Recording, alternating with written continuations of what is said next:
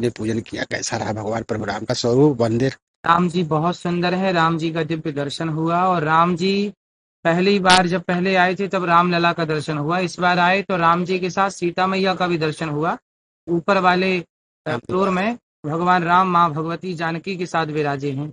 बहुत अच्छा लगा राम जी का दर्शन करके, भगवान रामलला का दर्शन करके। और बहुत विस्तार से, बहुत दिव्यता उस मंदिर में।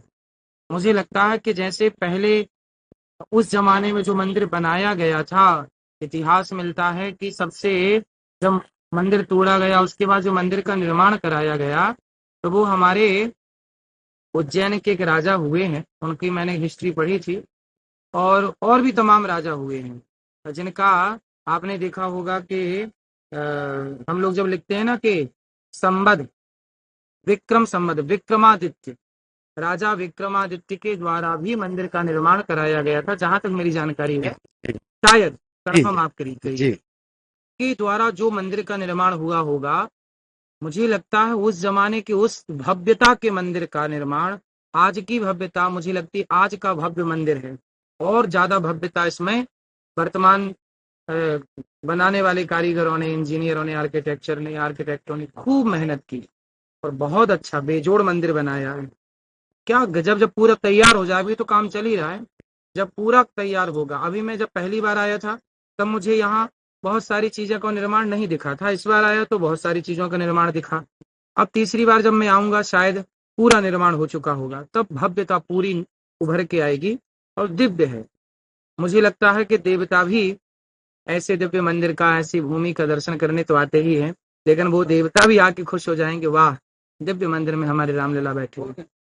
तो ध्वजारोहण का कार्यक्रम होना है, मंदिर पूर्णतः तलफ हो गया है। उसको लेकर के ध्वज की अगर बात की जाए तो भगवान राम के वंशज कौन से ध्वज लगाते थे, कैसे होता था ध्वज, ध्वज की विस्तृत कैसे होती है? देखिए, भगवान राम तो जो ध्वज लगाते थे वह सनातन का ध्वज जो है वो भगवा ही है। क्योंकि सूर्य उदय और सूर्यास्त में जो सूर्य का रंग है वो सूर्य वंश राम है। तो सूर्य का कलर क्या है? लगभग जब सूर्य उदयाचल और अस्ताचल की ओर होते हैं, उदय और अस्त होते हैं, तब आकाश में हम जो रंग देखते हैं वही रंग राम का था।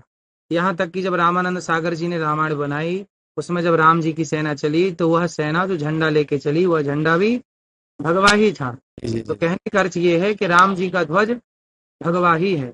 इसलिए राम जी का वह झंडा, मंदिर में जो ध्वजारोहण हो। और ये हनुमान जी का, हनुमान जी को सिंदूर चढ़ता है, हनुमान जी ने भी वही रंग ग्रहण किया जो राम को प्रिय था।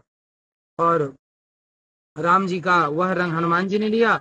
तो हनुमान जी और राम जी का वही झंडा है, झंडा जो सनातन का प्रतीक है, जो उदय का प्रतीक है, जहां आपके जीवन में उत्थान को दर्शाता है। भगवा रंग आपके निर्माण को और बढ़ाता है, जो आपकी तरक्की है, आपकी प्रगति है, जो आपकी आगे बहुत उन्नति करनी है। आज सूर्योदय हुआ है तो उस रंग के साथ हुआ है, तो आपके जीवन का भी नया सूर्योदय उस रंग के साथ हो, यह वह झंडा दर्शाता है। अयोध्या त्रेता युग की तरह सजाया जा रहा है, अलौकिक किया गया है। कैसा लगा आपको अयोध्या राम बहुत नगरी? अच्छा। हम यहाँ पढ़े भी हैं, 2009 और 2010 में हम यहाँ थे। तब की अयोध्या और आज की अयोध्या में बहुत अंतर हम खुद देख रहे हैं। जी जी। जब हम यहाँ पढ़ते थे तब यहाँ किस तरह की चहल पहल थी, किस तरह का यहाँ लाइटिंग थी, किस तरह का निर्माण था, वो भी हमने देखा।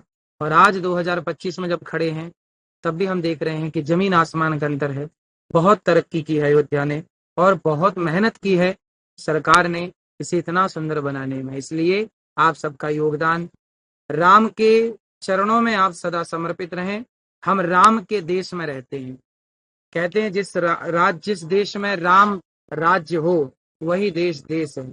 इसलिए राम राज्य मतलब मर्यादा का राज। मर्यादा की स्थापना जीवन में होगी तो राम राज्य होगा। राधे राधे। गुरुदेव, दीपोत्सव भगवान राम के लिए मनाया जाता है। अयोध्या का खास त्योहार पूरे विश्व में ऐतिहासिक गिनीज बुक ऑफ वर्ल्ड में दर्ज हो चुका है और इस बार और भव्य होगा। उसको लेकर कैसे देखते हैं आपकी ये दीपोत्सव कैसे? जलाए जाते हैं, लाखों दीपक जला करके उत्सव मनाया जाता है, अच्छा है।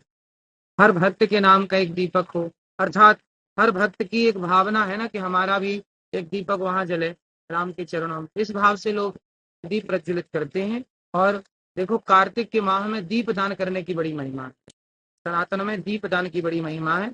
इसलिए आप सब भी आसपास जो नदियां हो वहां दीप जरूर दान करिए। दीप दान करने से आपका दीपक, कुल का दीपक सदा बढ़ता है, खिलखिलाता रहता है। और जो प्रधानमंत्री नरेंद्र मोदी और योगी जी को कैसे देखते हैं, जो हमेशा सनातन को लेकर के और नव निर्माण में लगे हैं?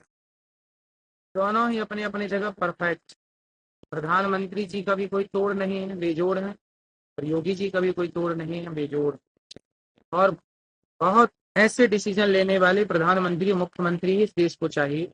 हम भगवान से यही प्रार्थना करते हैं, जब तक सनातन धरती है, सूर्य है, चांद है, तब तक इस देश को योगी जी और मोदी जी जैसा नेतृत्व मिलता रहे। इस देश को ऐसा नेतृत्व मिलता रहे ताकि इस देश की दिशा सही हो। क्योंकि आप अपने घर की चाबी किसी को भी नहीं दे सकते ना, ऐसे देश की चाबी किसी को कैसे दे सकते? जो व्यक्ति सनातन के लिए, अब देखिए सबसे बड़ी बात इन दोनों में ये है कि इनके आगे पीछे कोई है नहीं। ये भ्रष्टाचार कर नहीं सकते।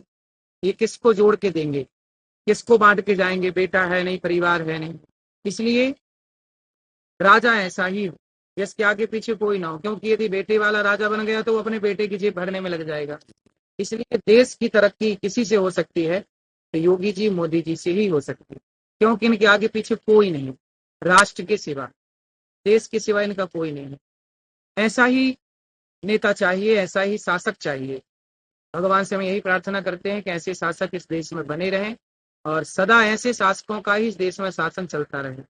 जब तक ये धरती है, इस राष्ट्र को ऐसा ही शासक मिले।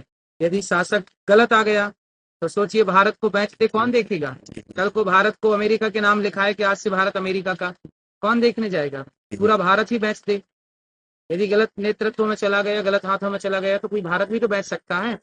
सब कुछ हो सकता है। इसलिए हम ऐसे शासक को भगवान से ऐसी प्रार्थना करते हैं, इनकी आयु लंबी हो और इसी तरह निर्भीकता से राष्ट्र का संचालन करते रहें और जो राष्ट्र हित में कार्य है वो करते रहें, अच्छे निर्णय लेते हैं राष्ट्र हित। मथुरा और काशी को लेकर क्या विचार रखते हैं, क्या आशीर्वाद देते हैं? आएंगे और शंकर जी भी आएंगे। Thank you.